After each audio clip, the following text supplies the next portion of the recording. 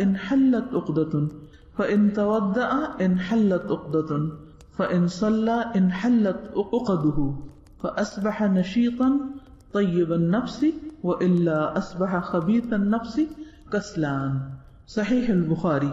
شیطان تم میں سے ہر ایک کی گردن پر جب وہ سو جاتا ہے 3 گرہیں لگا دیتا ہے. ہر ایک گرہ پر پھونک مارتا ہے کہ ابھی رات بڑی لمبی ہے، سوئے رہو. تو جب کوئی بیدار ہوتا ہے اور اللہ کا ذکر کرتا ہے تو ایک گرہ کھل جاتی، اور جب وضو کرتا ہے تو اس پر سے دوسری گرہ کھل جاتی، اور جب وہ نماز پڑھ لیتا ہے تو تیسری گرہ بھی کھل جاتی. پھر وہ صبح کو حشاش بشاش خوش مزاج اٹھتا ہے، ورنہ اس کی صبح نفس کی خباثت اور سستی کے ساتھ ہوتی. اس کیفیت کا آپ سب نے ایکسپیرینس کیا ہوگا کہ انسان جب رات کو سو رہا ہوتا ہے تو اس کو خیال آتا ہے کہ کہیں صبح تو نہیں ہوگی، پھر کہتے کہ نہیں ابھی کافی وقت ہے، ابھی کافی وقت ہے، اور پھر اسی میں ہی تہجد بھی چلی جاتی ہے اور بعض اوقات فجر بھی لیٹ ہو جاتی. تو کرنا کیا چاہیے کہ جب آنکھ کھل جائے تو انسان اللہ کو یاد کرنے لگے. اس کا فائدہ یہ ہوگا کہ اس کے اوپر سے شیطان کا اثر دور ہوگا اور اس کو اٹھنا آسان ہو جائے گا. بعض کہتے ہیں نا کہ اٹھنا مشکل لگتا ہے، تو اٹھنے کی آسانی کے لیے ذکر ضروری ہے. حضرت حذیفہ رضی اللہ عنہ سے روایت ہے کہ رسول اللہ صلی اللہ علیہ وسلم جب جاگتے تو فرماتے الحمدللہ الذی احیانا بعدما اماتنا والیہ النشور. تمام تعریف اللہ کے لیے ہے جس نے ہمیں مرنے یعنی سونے کے بعد دوبارہ زندگی دی اور اسی کی طرف لوٹ کر جانا ہے. تو اس سے بھی کیا پتہ چلتا ہے کہ آپ جو صبح کے وقت ذکر فرماتے اس کے بھی مخصوص الفاظ تھے، اور پھر اس سے بھی پتہ چلتا ہے کہ سونا جو ہے وہ مرنے کی طرح ہے. بعدما اماتنا، یہاں نیند کے لیے موت کا لفظ استعمال ہوا ہے. وَإِلَيْهِ النُّشُورُ، اور اسی کی طرف لوٹ کر جانا ہے، یعنی مرنے کے بعد جب جی اٹھیں گے تو اللہ کے حضور حاضر ہوں گے. تو ہماری روزانہ کی روٹین میں بھی کیا ہونا چاہیے کہ سونے کے بعد جب ہم جاگیں تو اللہ کے حضور حاضر ہو جائیں، اور کاموں کی طرف نہ جائیں بلکہ پہلے اللہ سے ملاقات یعنی نماز کے لیے اپنے آپ کو تیار کریں. موت کی جو کیفیت ہے یا موت کی جو حالت ہے وہ نیند سے صرف ظاہری صورت میں ہی نہیں مشابہ، کئی اعتبار سے اس میں شباہت ہے. نیند کے دوران ہماری کیفیت کیا ہوتی ہے، خواب کس قسم کے دیکھتے ہیں، نیند کی کیفیت کیا ہے، اس میں رات کے اندھیرے میں کیا بہت وحشت ہوتی ہے، بہت خوف آتا ہے، گھبراہٹ ہوتی ہے، نیند ٹھیک نہیں ہے، خواب پریشان کن ہے. کبھی کبھار تو سب کے ساتھ ہوتا ہے، لیکن کیا ایک ریگولر روٹین میں ایسا سب کچھ ہو رہا ہے. پھر یہ کہ اس میں ہمیں اطمینان اور سکون کس چیز سے حاصل ہوتا ہے. تو قبر میں انسان کی کیفیت ایسے ہی ہوگی جیسے بستر میں ہے، یعنی بستر بھی ایک قبر کی مشابہت رکھتا ہے. اور آپ نے اکثر دیکھا ہوگا کہ جب کوئی شخص سویا ہوا ہوتا ہے، سو رہا ہے اور اوپر سے رضائی اڑی ہوئی ہے، تو دور سے اگر آپ سوئے ہوئے لوگوں کو دیکھیں اور قبرستان کو دیکھیں تو کافی حد تک شباہت ظاہر میں بھی نظر آ رہی ہوتی. اور پھر اسی طرح اس کیفیت میں بھی اور اس سکون یا وحشت کی حالت میں بھی. اکیلے ہونے میں عام طور پہ ڈر تو لگتا ہی ہے انسان کو، لیکن لیٹنے کے بعد انسان کے فکر کیا ہوتے ہیں، ہم کیا ہوتے ہیں، خوف کیا ہوتے ہیں، سوچیں کیا ہوتی ہیں، بے چینی کس قسم کی ہے. تو جس طرح دن زندگی کی علامت ہے اور رات یا نیند موت کی علامت ہے یا موت سے قریب ہے، اسی طرح زندگی کے گزرنے کے بعد یعنی دن سارا ہمارا مشغول ہوتا ہے نا، تو بہت سی باتیں رات کو سوتے وقت یاد آ رہی ہوتی ہیں، یا سونے کے بیچ میں جو آنکھ کھلتی ہے، آدھی رات کو آنکھ کھل جاتی ہے، کسی وقت بھی آنکھ کھل جاتی، تو اس وقت ہماری کیفیت کیا ہوتی؟ وہ ہمارے ضمیر کی آواز یا ہماری سوچ یا ایسے خیالات اس وقت ہمارے اوپر آتے ہیں کہ جن کے اوپر ہم عام طور پر دن میں توجہ نہیں کرتے، جو ہم اندر کی آواز دن میں نہیں سن پاتے، کیونکہ دن میں باہر کی آوازیں بہت ہوتی ہیں، اندر کی نہیں سنائی دیتی پھر انسان کو. اور انسان بہت سے کام اور بہت سے فیصلے اور بہت سے باتیں صرف پریشرز میں کر رہا ہوتا ہے، یا جیسے دیکھتا ہے اس سے متاثر ہو جاتا ہے، ویسی کیفیت اس کی ہوتی. لیکن جب انسان سو جاتا ہے اور سو کے جب بیچ میں اٹھتا ہے، جب ساری دنیا سو رہی ہوتی، اس وقت انسان کو جو خیال آتا ہے اس کو خاص طور پر نوٹ کرنے کی ضرورت ہے. کیا سوچ آتی ہے، کیا کیفیت ہوتی، دل کی کیا کیفیت ہوتی ہے، آس پاس کی کیفیت کے بارے میں کیا احساسات ہوتے ہیں، اللہ کی یاد کتنی آتی ہے. تو یہ سب ہمارے لیے کیا ہے؟ ایک لمحہ فکریہ ہے، اپنے محاسبے کا وقت ہے، اپنے جائزے کا وقت ہے، اپنے آپ کو دیکھنے کا وقت ہے. تو اس وقت خصوصاً اللہ کو یاد کریں.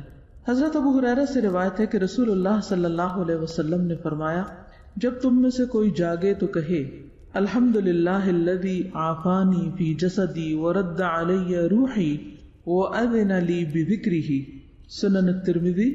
سب تعریف اللہ کے لیے ہے جس نے میرے جسم کو عافیت دی اور مجھ پر میری روح لوٹائی اور مجھے اپنے ذکر کی توفیق دی. یعنی اس وقت اگر انسان اللہ کو یاد بھی کرتا ہے تو یہ بھی بیسیکلی اللہ کی دی ہوئی توفیق سے ہوتا ہے.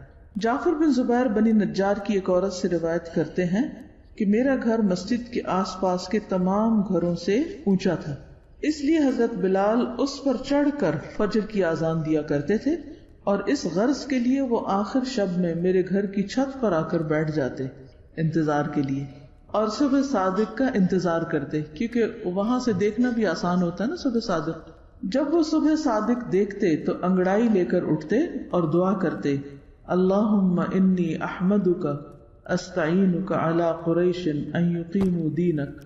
اے اللہ میں تیرا شکر ادا کرتا ہوں، تجھ ہی سے مدد کا طالب ہوں قریش کے معاملے میں تاکہ وہ تیرے دین کو قائم کریں. یعنی اس وقت آپ دیکھیے کہ ان کی جو پہلی سوچ ہوتی تھی اٹھ کر، اور جو ان کے دل کے اندر ایک فکر یا ہم یا خوف ہوتا تھا یا جو ان کی تمنا یا تڑپ تھی، اس وقت وہ ان کی زبان پہ آتی اور اس کے مطابق وہ دعا کرتے.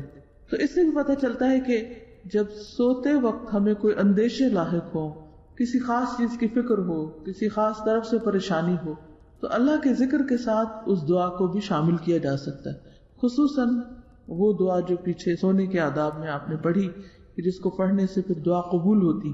بخاری کی روایت میں آتا ہے نا، لا الہ الا اللہ وحدہ لا شریک لہ لہ الملک ولہ الحمد، یہ پڑھ کر اور پھر سبحان اللہ الحمدللہ اللہ اکبر اللہم اغفر لی یا کوئی اور دعا انسان مانگے تو وہ قبول ہو جاتی. تو اس وقت انسان اللہ سے دعا مانگے اپنی بھلائی کی، دین کی ترقی کی، لوگوں کی دین کی طرف آنے اور ہدایت پر قائم ہونے کی. جیسے یہ قریش کے لیے دعا مانگ رہے تو آپ اپنے گھر والوں کے لیے، اپنے بچوں کے لیے، جن کا بھی آپ کو ہم و غم ہے کہ وہ بھی دین کی طرف آئیں، ان کے لیے دعا کریں. اس سے بھی پتہ چلتا ہے کہ صحابہ کرام کا غم اور ہم کیا تھا. وہ عورت بیان کرتی ہے کہ اس کے بعد حضرت بلال آذان دیتے، بخدا ہم نے کبھی نہ دیکھا کہ کسی رات انہوں نے اس دعا کو چھوڑا.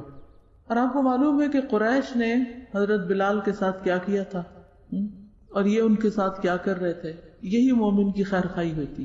ہم صرف اس کے ساتھ اچھا کرنا جانتے ہیں جو ہمارے ساتھ اچھا کرے، یا زیادہ سے زیادہ ان لوگوں کی ہدایت کے لیے ہم تڑپتے ہیں جو ہمارے کچھ لگتے ہیں.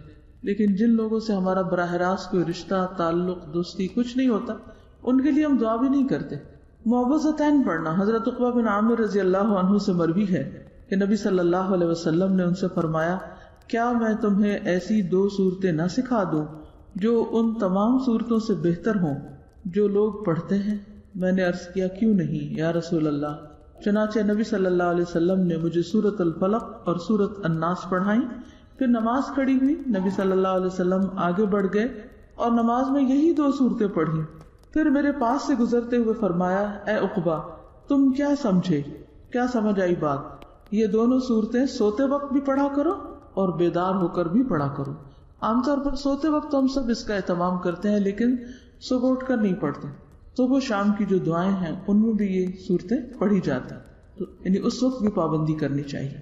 تہجد قبولیت کا خاص وقت. حضرت جابر سے روایت ہے کہ میں نے نبی صلی اللہ علیہ وسلم کو یہ فرماتے ہوئے سنا، ان فی اللیل لساعة لا يوافقها رجل مسلم يسأل الله خيرا من امر الدنيا والآخرة الا اعطاه اياه وذلك كل ليلة. صحیح مسلم.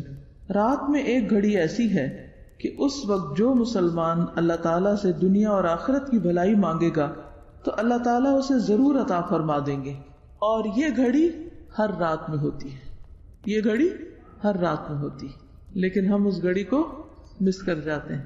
حضرت ابو ہریرہ سے روایت ہے کہ رسول اللہ صلی اللہ علیہ وسلم نے فرمایا، ہمارا مالک اور رب تبارک و تعالی ہر رات کو جس وقت آخری تہائی رات باقی رہ جاتی ہے آسمان دنیا کی طرف نزول فرماتا ہے اور ارشاد فرماتا ہے کون ہے جو مجھ سے دعا کرے اور میں اس کی دعا قبول کروں، کون ہے جو مجھ سے مانگے میں اس کو عطا کروں، کون ہے جو مجھ سے مغفرت اور بخشش چاہے میں اس کو بخش دوں۔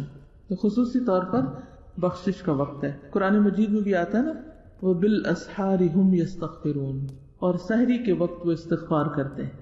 اور دعاؤں کے ساتھ ساتھ اپنی بخشش کی دعا مانگنا بھی ضروری ہے، کیونکہ ہم انسان ہیں، خطا کار ہیں، غلطیاں ہیں ہم میں، اور نہیں معلوم کس دن اس دنیا سے چلے جائیں، تو بوجھ لے کے دل پہ نہ جائیں، دل کے اطمینان کے ساتھ جائیں، کیونکہ انسان جس حال میں مرے گا اسی میں اٹھے گا۔ اگر دل کی بے چینی کے ساتھ دنیا سے رخصت ہو رہے ہیں، حسرتیں لیے دل میں، تو پھر مر کے بھی حسرتیں ساتھ ہی رہیں گی، کیونکہ مرنے کے بعد دل تبدیل نہیں ہوگا۔ تو ان تمام چیزوں کا علاج کیا ہے کہ انسان ساتھ کے ساتھ اپنی صفائی کرتا رہے، ساتھ کے ساتھ استغفار کرتا رہے۔ اللہ تعالیٰ کا بندے سے قریب آنا، حضرت عمرو بن عبسہ سے روایت ہے کہ رسول اللہ صلی اللہ علیہ وسلم نے فرمایا اقرب ما يكون الرب من العبد في جوف الليل الآخر فإن استطعت أن تكون ممن يذكر الله في تلك الساعة فكن۔ رات کے آخری حصے میں رب اپنے بندے کے بہت زیادہ قریب ہو جاتا ہے، اگر تم اس وقت اللہ تعالیٰ کا ذکر کرنے والوں میں سے ہو سکو تو ایسا کر لیا کرو۔ ٹھیک ہے کہ جب اللہ بندے کے قریب ہو، یعنی انسان اللہ تعالیٰ کے قرب کو محسوس بھی کرتا، اس وقت خصوصی طور پر اللہ کا ذکر کرنا چاہیے، دعائیں مانگنی چاہیے، وہ وقت ہے ہی اس کام کے لیے۔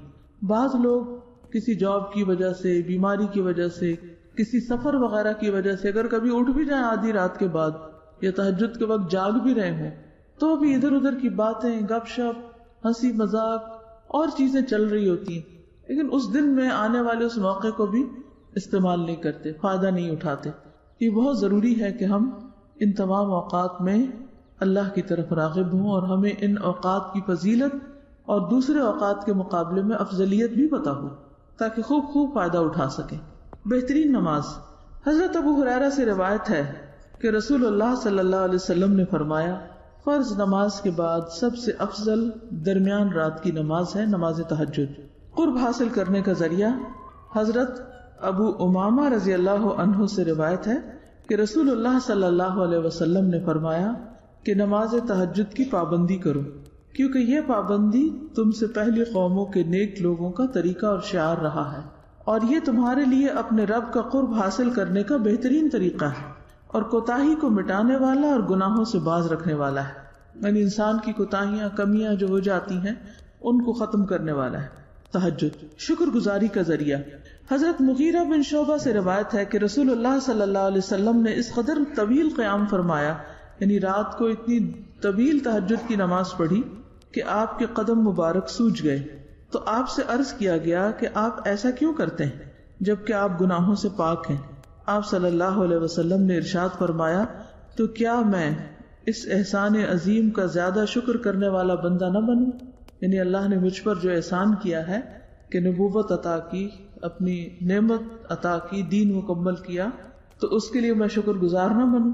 اس کا مطلب یہ ہے کہ شکر گزاری کے لیے انسان کو مزید اپنی روٹین سے ہٹ کر زیادہ عبادت کرنی چاہیے، چاہے نماز کی شکل میں یا صدقہ خیرات یا روزہ رکھ کر یا کوئی بھی اچھا عمل یا عبادت کر کے۔ قبولیت دعا کا موقع، حضرت عبادہ بن صامت سے روایت ہے کہ رسول اللہ صلی اللہ علیہ وسلم نے فرمایا جس کی رات کے وقت آنکھ کھل جائے اور وہ جاگنے پر یہ کلمات کہے لا الہ الا اللہ وحدہ لا شریک لہ لہ الملک ولہ الحمد وہو علی کل شیء قدیر الحمد للہ وسبحان اللہ ولا الہ الا اللہ واللہ اکبر ولا حول ولا قوة الا باللہ، پھر کہے اللہم اغفر لی، یا کوئی دعا کرے تو دعا قبول ہوگی، اور اگر بستر سے اٹھ کر وضو کرے اور نماز پڑھے تو اس کی نماز مقبول ہوگی۔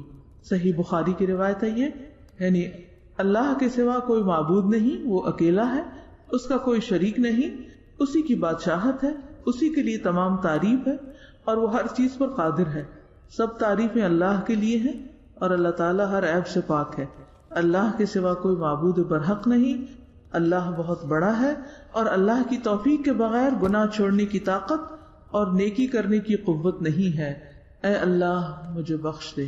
پھر ہے ہاتھ دھونا، حضرت ابو ہریرہ سے روایت ہے کہ نبی اکرم صلی اللہ علیہ وسلم نے فرمایا اذا استيقظ احدكم من نومه فلا يغمس يده في الاناء حتى يغسلها ثلاثا فانه لا يدري اين باتت يده. صحیح مسلم. جب تم میں سے کوئی اپنی نیند سے بیدار ہو تو اپنے ہاتھ کو کسی برتن میں نہ ڈالے یہاں تک کہ اس کو 3 مرتبہ دھو لے، کیونکہ وہ نہیں جانتا کہ اس کے ہاتھ نے رات کہاں گزاری. جب سوتے وقت انسان غافل ہوتا ہے تو اس لیے بہتر ہے کہ جب انسان اٹھے تو کسی اور برتن میں ہاتھ ڈالنے سے پہلے اپنے ہاتھ دھوئے. مسواک کرنا، حضرت حذیفہ فرماتے ہیں کان رسول اللہ صلی اللہ علیہ وسلم اذا قام لیتہجد یشوص فاہ بالسواک. رسول اللہ صلی اللہ علیہ وسلم جب تہجد کے لیے اٹھتے تو اپنے منہ میں مسواک کو دائیں بائیں ملتے تھے، اوپر نیچے نہیں، رائٹ اینڈ لیفٹ. آل عمران کی آخری 10 آیات پڑھنا. بیدار ہونے پر نیند کا غلبہ دور کرنے کے لیے آنکھیں ملیں اور سورۃ آل عمران کی آخری 10 آیات کی تلاوت کریں. حضرت عبداللہ بن عباس سے روایت ہے کہ انہوں نے ایک رات نبی صلی اللہ علیہ وسلم کی زوجہ اور اپنی خالہ حضرت میمونہ کے گھر میں رات گزاری. وہ فرماتے کہ میں تکیے کے عرض کی طرف لیٹ گیا اور رسول اللہ صلی اللہ علیہ وسلم اور آپ کی اہلیہ نے تکیہ کی لمبائی پر آرام فرمایا. رسول اللہ صلی اللہ علیہ وسلم سوتے رہے اور جب آدھی رات گزر گئی یا اس سے کچھ پہلے یا کچھ بعد آپ بیدار ہوئے اور اپنے ہاتھوں سے اپنی نیند کو دور کرنے کے لیے آنکھیں ملنے لگے. پھر آپ صلی اللہ علیہ وسلم نے سورۃ آل عمران کی آخری 10 آیتیں تلاوت فرمائیں، ان فی خلق السماوات والارض سے آخر تک. نماز تہجد. حضرت عائشہ سے روایت ہے کہ رسول اللہ صلی اللہ علیہ وسلم رات کی نماز میں قرات کبھی بلند آواز سے کرتے تھے اور کبھی آہستہ آواز سے. چینج کی ضرورت کیوں ہوتی ہے؟ کبھی بلند کبھی آہستہ. ہم جب ایک چیز کو لے لیتے ہیں تو بس اس کو ایک خاص ڈبے میں ڈال کے اتنا ہی رکھتے ہیں، آگے پیچھے نہیں کرتے. تو کیا ضرورت ہوتی ہے چینج کی؟ کیوں چینج کرنا چاہیے؟ عمل میں بہتری آتی. کسی بھی چیز کی جب روٹین ہوتی ہے نا، مثلاً اگر کھانے میں ایک ہی چیز روز کھا رہے ہیں، روٹین میں آسانی تو بہت ہوتی ہے لیکن کبھی کبھی روٹین کو توڑنا بھی چاہیے، کیونکہ اس کے بعد پھر انسان دوبارہ اپنی روٹین میں آتا ہے تو بہت اچھی طرح کام کر لیتا ہے. ہر روز جب سوچنا پڑتا ہے تو دماغ ایکٹیو بھی رہتا ہے. ورنہ آپ اٹھے ایک روٹین میں اور وضو کیا اور جا کے کھڑے ہو گئے، تہجد بھی پڑھ لیے، سب کچھ کر لیا، لیکن اس کا اثر دل پہ نہیں پہنچتا. یعنی ہمارے بہت سے اعمال ایسے ہیں جن کا اثر ہمارے ظاہر پر ہی رہتا ہے، اندر نہیں جاتا. ہونا کیا چاہیے کہ ہماری سوچوں اور نیتوں کا اثر ہمارے عمل میں دکھائی دینا چاہیے، اور جو ہم عمل کرتے ہیں اس کا اثر ہمارے دل تک جانا چاہیے، روح تک جانا چاہیے. بہت دفعہ ہم عمل کر رہے ہوتے ہیں، کام کر رہے ہوتے ہیں، لیکن مشین بن کے روٹین میں اس کے اندر کوئی روح نہیں ہوتی، کوئی جان نہیں ہوتی، کوئی خوشی نہیں ہوتی. ایسا کیوں ہوتا ہے؟ ایک گیپ ہے نا، فاصلہ ہے. اگر سردی گرمی کا اثر ہمارے دل تک جاتا ہے تو اچھے کام کا اثر بھی دل تک جانا چاہیے. نیکی وہ ہے نا جسے کرنے کے بعد انسان کے دل کو خوشی حاصل ہوتی، اور گناہ وہ ہے جس پر تیرا دل کھٹکے، دل میں کھٹکا آ جائے، ٹھیک نہیں کیا، اچھا نہیں کیا، بس وہیں سے اپنے آپ کو پکڑ لیں. اثر گیا نا دل پر. اصل نیکی اور اصل گناہ یہی ہوتا ہے کہ جو دل پر اثر انداز ہوتا ہے. تو دل کی اصلاح کا انحصار کس پر ہے؟ اچھے عمل پر. اور اچھے عمل کی بنیاد کس پر؟ اچھی نیت پر. نیت، عمل، دل. دل میں ہی نیت ہوتی ہے، اور پھر دل اچھا ہو گیا، پھر اچھا عمل کیا، پھر آپ کی نیت اور اچھی ہوئی، پھر تو وہ ایک ایسا سرکل بنتا ہے کہ جس میں آپ کی مسلسل ترقی ہوتی جاتی. اگلی حدیث ہے، عاصم بن حمید فرماتے ہیں کہ میں نے حضرت عائشہ سے سوال کیا کہ رسول اللہ صلی اللہ علیہ وسلم اپنا قیام اللیل تہجد کس چیز سے شروع فرمایا کرتے تھے؟ انہوں نے کہا تم نے مجھ سے وہ بات پوچھی ہے جو تم سے پہلے کسی نے نہیں پوچھی. آپ صلی اللہ علیہ وسلم جب نماز کے لیے کھڑے ہوتے تو کہتے اللہ اکبر 10 بار، الحمدللہ 10 بار، سبحان اللہ 10 بار، لا الہ الا اللہ 10 بار، استغفر اللہ 10 بار، اور پھر یہ دعا پڑھتے اللہم اغفر لی واہدنی وارزقنی وعافنی ویتعوذ من ضیق المقام یوم القیامہ، یعنی اللہم انی اعوذ بک من ضیق المقام یوم القیامہ. یعنی یہ دعا میں الفاظ اس طرح بھی ہونے چاہیے، اے اللہ مجھے بخش دے، مجھے ہدایت دے، مجھے رزق عطا فرما، اور مجھے آرام اور راحت سے بہرور فرما. اور قیامت کے روز میدان حشر میں کھڑے ہونے کی تنگی سے پناہ مانگتے تھے کہ وہاں کھڑا ہو کے تنگ نہ ہو جاؤ، یہ تنگ جگہ پہ نہ کھڑا. اگر حضور صلی اللہ علیہ وسلم اپنے لیے دعا مانگتے تھے تو ہمیں نہیں مانگنی چاہیے، لیکن ہمیں تو پتہ ہی نہیں کہ یہ بھی دعا ہوتی. اللہم انی اعوذ بک من ضیق المقام یوم القیامہ. عبداللہ بن عباس کی روایت ہے کہ ایک رات وہ اللہ کے رسول صلی اللہ علیہ وسلم کے پاس سوئے تو دیکھا کہ آپ رات میں بیدار ہوئے. مسواک کرنے کے بعد وضو کیا. آپ نے آیت مبارکہ ان فی خلق السماوات والارض سورت کی آخری آیت تک تلاوت کی. اس کے بعد آپ نماز کے لیے کھڑے ہوئے اور 2 رکعتیں ادا کی جن میں قیام اور رکوع اور سجود کو لمبا کیا. پھر آپ صلی اللہ علیہ وسلم نماز سے فارغ ہو کر سو گئے یہاں تک کہ خراٹے لینے لگے. اسی طرح آپ نے 3 بار کیا اور 6 رکعت ادا کی. ہر مرتبہ آپ سو کر اٹھنے کے بعد مسواک کر کے وضو کرتے اور قرآن کی مذکورہ بالا آیات تلاوت کرتے. آخر میں آپ نے 3 رکعت وتر پڑھی. اس کے بعد بلال نے آپ کو فجر کی نماز کی اطلاع دی تو آپ نے نیند سے بیدار ہو کر بغیر وضو کیے نماز ادا کی. یعنی اس وقت آپ سوئے نہیں تھے کیونکہ سونے سے وضو نہیں رہتا. اس رات آپ نے اللہ تعالیٰ سے یہ دعا کی اللہم اجعل فی قلبی نورا وفی لسانی نورا واجعل فی سمعی نورا واجعل فی بصری نورا واجعل من خلفی نورا ومن امامی نورا واجعل من فوقی نورا ومن تحتی نورا اللہم اعطنی نورا. اے اللہ ڈال دے میرے دل میں نور، میری زبان میں نور اور میرے کان میں نور اور میری آنکھوں میں نور، اور بنا دے میرے پیچھے نور اور میرے آگے نور، اور بنا دے میرے اوپر نور اور میرے نیچے نور. اے اللہ مجھے نور عطا فرما. اس سے یہ پتہ چلتا ہے کہ مختلف دعائیں بھی پڑھنی چاہیے. کسی رات ایک دعا، دوسری رات دوسری دعا، تیسری. اور اس کے لیے آپ کیا کر سکتے ہیں کہ دعاؤں کو اچھے کاغذوں پر خود لکھ کر کہیں رکھ دیں گھر میں تاکہ آپ ان کو پھر پڑھ سکیں.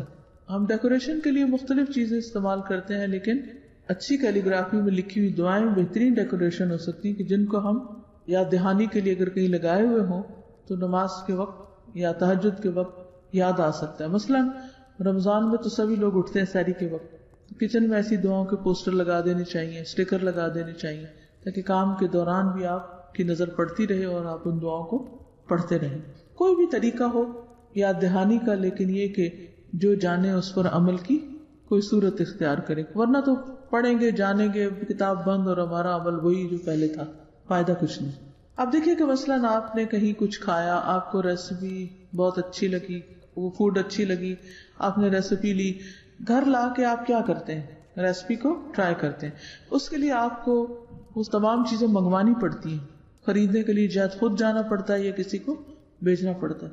پھر جب وہ چیزیں آتی ہیں تو بعض اوقات ان کو صاف کرنا پڑتا ہے. پھر اس کے بعد آپ ان کو اچھا خاصا ٹائم لگا کر پکاتے ہیں، پھر جا کر وہ مزہ اٹھاتے ہیں.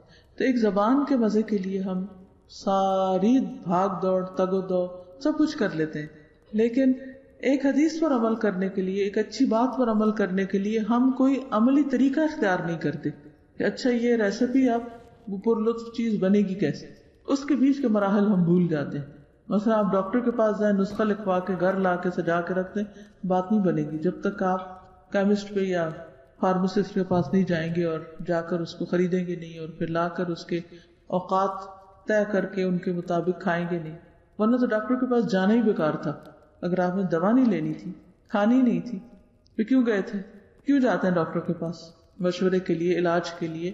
پھر جب وہ بتاتا ہے اور ہم عمل نہیں کرتے تو آپ تو فیس ضائع کر رہے ہیں ایک کے بعد ایک دفعہ، حاصل کچھ نہیں آتا. تو اسی طرح کچھ لوگ دین کو بھی پڑھتے ہیں، فیس بھی دیتے ہیں، جاتے بھی، آتے بھی، تھکتے بھی، سب کچھ کرتے ہیں، لیکن جب عمل کی باری آتی ہے تو کچھ بھی نہیں کرتے.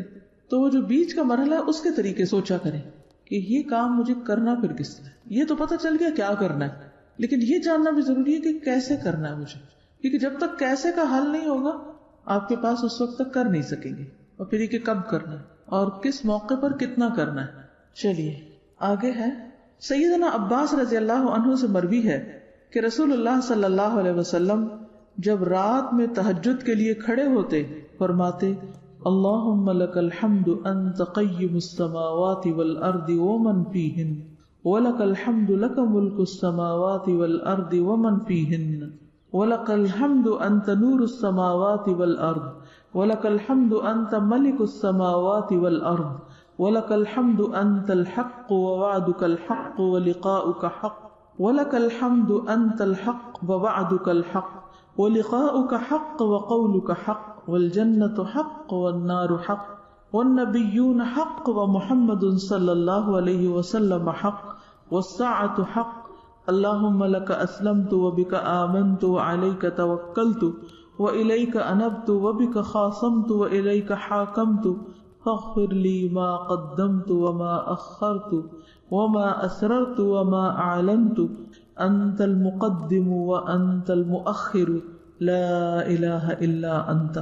اے اللہ، ہر طرح کی تعریف تیرے لیے ہے، تو سنبھالنے والا ہے آسمان و زمین کا اور ان چیزوں کا جو ان کے درمیان ہے، اور تیری ہی تعریف ہے، تیرے ہی لیے آسمان اور زمین اور ان کے درمیان کی تمام چیزوں پر حکومت ہے، اور تیری ہی تعریف ہے، تو نور ہے آسمان و زمین کا اور ان چیزوں کا جو ان کے درمیان ہے، اور تیری ہی تعریف ہے، تو بادشاہ ہے آسمان و زمین کا اور ان چیزوں کا جو ان کے درمیان ہے، اور تیری ہی تعریف ہے، تو سچا ہے اور تیرا وعدہ سچا ہے اور تیرا ملنا برحق ہے اور تیری بات سچی ہے، اور جنت اور دوزخ برحق ہے اور تمام پیغمبر برحق ہیں، اور محمد صلی اللہ علیہ وسلم سچے ہیں اور قیامت برحق ہے۔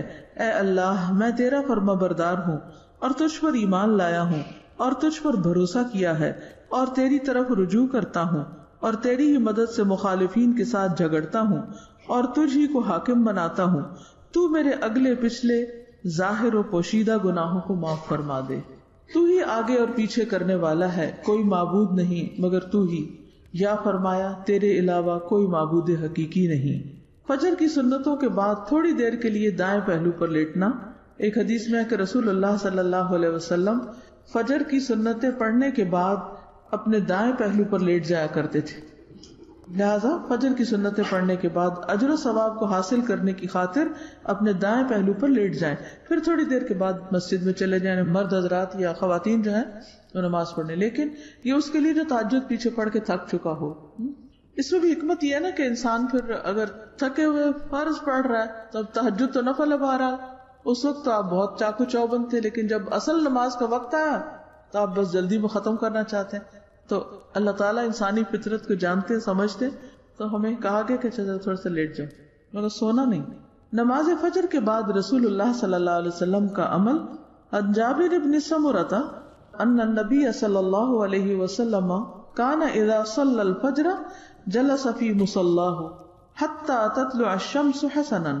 حضرت جابر بن سمرہ سے مروی ہے کہ نبی اکرم صلی اللہ علیہ وسلم جب فجر کی نماز ادا کر لیتے تو اپنی جگہ پر بیٹھے رہتے یہاں تک کہ آفتاب اچھی طرح نکل آتا۔ نماز فجر کے بعد کیے جانے والے عمل پر ثواب۔ حضرت انس نے کہا کہ رسول اللہ صلی اللہ علیہ وسلم نے فرمایا، جس نے فجر کی نماز با جماعت ادا کی، پھر سورج نکلنے تک بیٹھا رہا، اللہ کو یاد کرتا رہا، پھر 2 رکعت نماز ادا کی، تو اسے مکمل ایک حج اور ایک عمرے کا ثواب ملے گا۔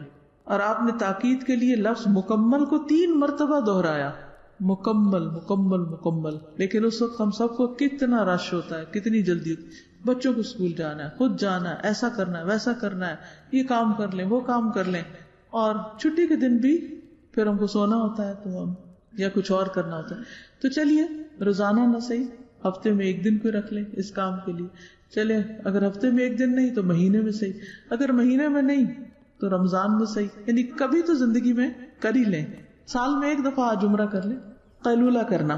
حضرت انس فرماتے ہیں، کننا نبکر بالجمعۃ ونقیل بعد الجمعۃ، ہم جمعہ جلدی پڑھ لیا کرتے تھے اور جمعہ کے بعد قیلولہ کرتے تھے، یعنی واپس آ کر آرام کرتے تھے۔ ایک ایک چیز کے اوپر نا الگ الگ ورک کریں۔ اچھا یہ کام کر لیا میں نے، پھر اگلے دن دوبارہ۔ آپ کو معلوم ہے کہ یہ جو ایک کتاب ہے نا آداب زندگی، اس میں بھی کئی آداب لکھے ہوئے ہیں۔ میں نے اس کتاب کو کئی بار پڑھا ہے، اور کس طرح پڑھتی تھی، میں صرف 1 پیج پڑھتی، سارا نہیں پڑھتی تھی، 1 پیج پڑھتی تھی، پھر اگلے دن دوبارہ دیکھتی، اچھا یہ کر لیا، اس میں اگر دعا آتی تو میں اس کو یاد کرتی تھی۔ اچھا جب یاد نہیں ہوتی تھی تو میں لکھ کے کسی کاغذ پر، مثلاً واش روم کی دعا ہے تو اس وقت اسٹیکر وغیرہ نہیں ملتے تھے اتنے جب میں چھوٹی تھی، تو میں ہاتھ سے لکھ کے تو باہر کے دروازے کے اوپر لگا دیتی تھی، جتنے دن میں یاد ہوتی اس کے پاس ہٹا دیتی۔ مجھے اب بھی یاد ہے کہ میں نے صبح شام کی دعائیں، جہاں ہمارے گھر میں ایک باہر صحن میں ایک سنک لگا ہوا تھا، تو سنک کے ساتھ ایک دیوار تھی، اس دیوار پہ میں نے پینسل سے وہ دعائیں لکھ دی، اور جب تک وہ مجھے یاد نہیں وہ لکھی نہیں، جب یاد ہو گئی تو ان کو مٹا دیا، کیونکہ میں ہر روز جب وہ وضو کرنے شام کو جاتی تو مجھے یاد آ جاتا وہ میں نے دعائیں پڑھنی ہیں۔ پھر وہاں کھڑے ہو کر ان کو دیکھ کے پڑھ لیتی. پھر اسی طرح ایک ایک کر کے ریپلیس کرتی گئی اور وہ ختم ہو. تو ہر کام کے کرنے کا کہیں نہ کہیں یادداشت لکھیں. اچھا یہ کام کرنا ہے، وہ وہاں لکھ لیا. اور مثلاً یہ جو دعا ہے رات کو آنکھ کھولے تو پڑھے تو دعا قبول ہوتی، اس کو میں نے ایک کاغذ کے اوپر اپنے ہاتھ سے لکھا اور ایک سٹینڈ کے اندر کھڑا کر کے وہ میں نے اپنے بیڈ سائڈ ٹیبل کے ساتھ رکھ لیا. اور وہ کئی دن مطلب مہینہ ڈیڑھ وہ وہیں رہا. ہر روز میں دیکھتی ہوں کہ اوہ یہ پڑھنی ہے، ہر روز دیکھتی اچھا پڑھنی ہے، حتیٰ کہ وہ یاد ہو گئی اور عادت میں آ گئی. اب وہ وہاں سے اٹھا دیا. تو یہ ہے کہ ہر عادت کے لیے آپ کو اپنے ساتھ ایک ورک کرنا پڑتا ہے حتیٰ کہ وہ آپ کی روٹین بن جائے، پھر چھٹے نہ. جی نصف رات کے بعد پھر آپ پڑھیں. پچھلی رات کی نماز ہے. عشاء اور تہجد میں فرق یہی ہے کہ عشاء پہلی رات کی نماز ہے اور تہجد پچھلی رات کی نماز ہے. اگر آپ نہیں سوئے کتنا بعد میں پڑھتے ہیں؟ 12 بجے تک نہیں. عشاء کی نماز کے لیے جو بہترین وقت ہے وہ تاخیر سے پڑھنا ہے. نبی صلی اللہ علیہ وسلم نے صحابہ کو دیر سے بھی پڑھائی، لیکن آپ ڈرتے تھے کہ پھر لوگوں کے لیے بڑی تکلیف دہ چیز ہو جائے گی، تو اس لیے پھر تھوڑا ارلی پڑھا دیں. آپ کھانے کو تھوڑا سا اور ارلی کر لیں. یہ کہیں یہ لکھا تو نہیں کہ سنت کے لیے ضروری ہے کہ بیٹھ کے وضو کریں، کہیں بھی کھڑے بھی بیٹھے کوئی فرق نہیں اس میں. وہ تو وضو کے بعد پڑھی جاتی ہے دعا، درمیان میں تو کوئی دعا نہیں ہے، اس کے ساتھ کوئی اس کا لنک نہیں. جی پورا وضو مکمل کرنے کے بعد دعا پڑھی جاتی ہے، اور وہ وضو کر کے آپ باہر آ جائیے اور دعائیں پڑھ لیجیے. کوشش کریں تو شاید بہتری ہو جائے، دن کو سو جائیں. اب یہ باتیں بہت پہلے پتہ ہو جانی چاہیے تاکہ اس طرح کی چیزیں پھر عادت میں نہ آئیں.